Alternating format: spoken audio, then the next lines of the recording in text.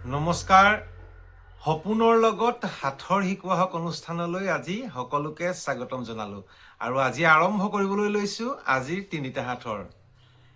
এতিয়া প্ৰথম হাতৰটো হৈছে সেউজীয়াময় কিন্তু গছৰ পাত নহয়। সেউজীয়াময় কিন্তু গছৰ পাত নহয়। লোকৰ নকল কৰো কিন্তু বান্দৰ নহয়। লোকৰ নকল কৰো কিন্তু বান্দৰ নহয়। ইয়াৰ উত্তৰটো হৈছে ভাটৌ চৰাই। এতিয়া আপোনালোকৰ বাবে থকা ২ নম্বৰ হাতৰটো। এনেকুৱা কি ভাষা আছে যিটো উভতাই লিখিলেও শব্দ একেখিনিয়ে হয়, শব্দ একেটাই হয়। ইয়াৰ উত্তৰটো হৈছে মালায়ালাম। আপোনালোকে মালায়ালাম শব্দটো লিখি চাব, তাৰ পাছত ইয়াৰ উত্তৰটো গম পাব।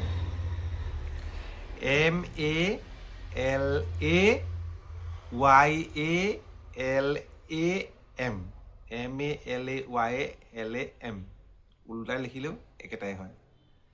এতিয়া আপোনালোকৰ বাবে থকা ৩ নম্বৰ হাতৰটো, যাৰ উত্তৰ আপোনালোকে দিব।